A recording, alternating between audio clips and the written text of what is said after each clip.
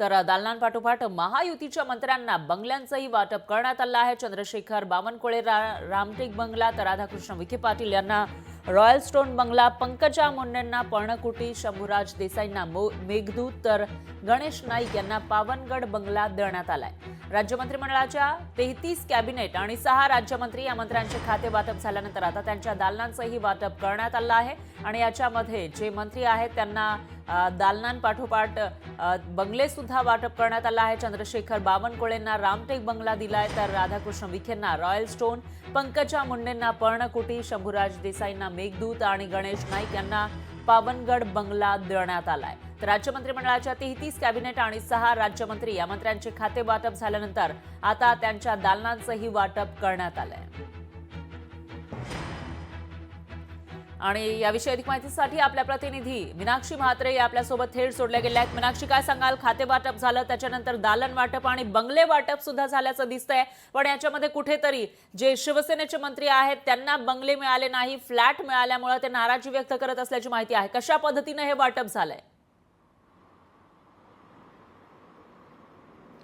निश्चितच, कारण एकीकडे आपण पाहतोय की 21 डिसेंबरला देवेंद्र फडणवीस यांच्या नेतृत्वाखाली संपूर्णतः मंत्रिमंडळ विस्तार झालेला आहे। अनेक मंत्र्यांना मंत्रिपदं मिळालेली आहेत, काही नवीन चेहरे देखील आपल्याला पाहायला मिळतात।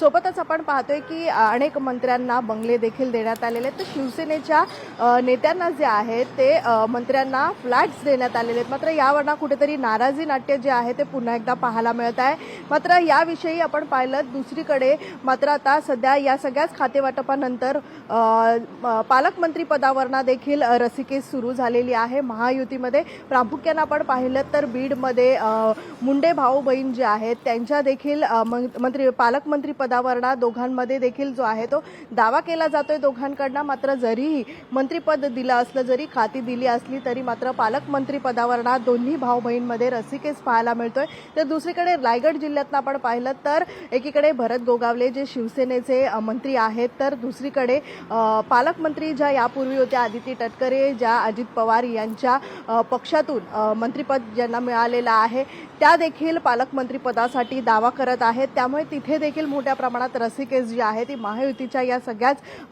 मंत्र्यांकडून आपल्याला पाहायला मिळते। विशेषतः आपण पाहिलं तर संभाजीनगरमध्ये ज्यांनी मागच्या 40 वर्षापासून काम केलेलं आहे ते म्हणजे संजय शिरसाट यांच्यासोबतच भाजपचे जे अतुल सावे आहेत त्यांच्याकडनं देखील दावा केला जात आहे पालकमंत्री पदासाठी।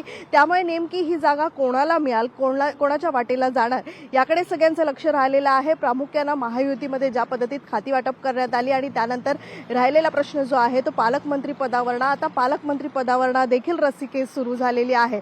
सुरुवातीला आपण पाहतोय की महिनाभर संपूर्णतः खाती वाटपसाठी लागला, निकाल लागल्यानंतर आणि आतापर्यंत आपण पाहतोय की मंत्रिपदापासून ते आता पालकमंत्री पदापर्यंत संपूर्णतः महायुतीमध्ये रसिकेस पाहायला मिळाली। त्यामुळे आता शेवटच्या क्षणाला आपण पाहतोय की पालकमंत्री पद हे नेमकं कोणाच्या वाटेला जाणार, कारण महायुतीमध्येच रसिकेस जी आहे ती सुरुवातीपासूनच पाहायला मिळाली। तर रायगडमध्ये मागच्या वेळी ज्या पद्धतीत आपण पाहिलं तर शिवसेनेकडनं उदय सामंत होते, तर यंदा आपण पाहतोय की भरत गोगावले जे आहेत आणि अदिती तटकरे आहेत या दोघांमध्ये जो दावा केला जातोय त्यामुळे महायुतीच्या वतीनं कोणाला पालकमंत्री पद जे रायगड जिल्ह्याला दिलं जाईल, सोबतच बीडमध्ये पंकजा मुंडे का धनंजय मुंडे यांना पालकमंत्री पद दिलं जाईल, संभाजीनगरमध्ये अतुल सावे किंवा संजय शिरसाट या दोघांपैकी कोणाला पालकमंत्री पद दिलं जाईल याकडेच आता सगळ्यांचं लक्ष लागलेलं आहे। फरा सध्या आपण बघितलं मीनाक्षी, तर बंगले वाटपावरून कुठेतरी नाराजी पाहायला मिळते। त्यामुळे आता जे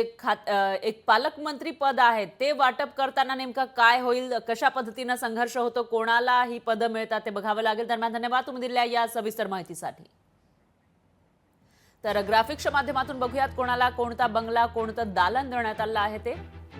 नुकताच मंत्रिमंडळ विस्तार झाला, याच्यामध्ये शिवगिरी हा बंगला राहुल नार्वेकर जे विधानसभा अध्यक्ष आहेत त्यांना देण्यात आला आहे, तर रामटेक बंगला चंद्रशेखर बावनकुळे यांना देण्यात आला आहे, रॉयल स्टोन बंगला राधाकृष्ण विखे पाटील यांना देण्यात आलेला आहे, तर सेवा सदन बंगला गिरीश महाजन यांना देण्यात आलाय आणि पर्णकुटी हा बंगला पंकजा मुंडे यांना देण्यात आला आहे, तर सातपुडा हा बंगला धनंजय मुंडेंना देण्यात आला आहे। मंत्री महोदयांचा मुक्काम पोस्ट आता हे असणार आहे। विजयदुर्ग बंगला मंगलप्रभात लोढा यांना देण्यात आला आहे, तर मुक्तागिरी बंगला हा उदय सामंत यांना देण्यात आला आहे। मेघदूत बंगला शंभूराज देसाई यांना देण्यात आला आहे।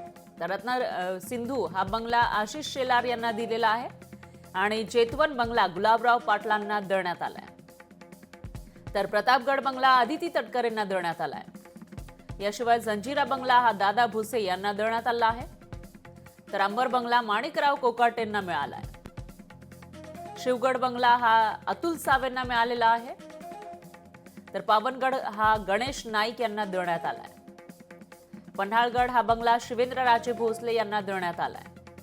तर सुरुची बंगला नरहरी झिरबळ यांना देण्यात आला आहे. अशा पद्धतीनं हे बंगले वाटप करण्यात आलं आहे. मंत्री महोदयांचा आता हाच बंगला मुक्काम पोस्ट असणार आहे.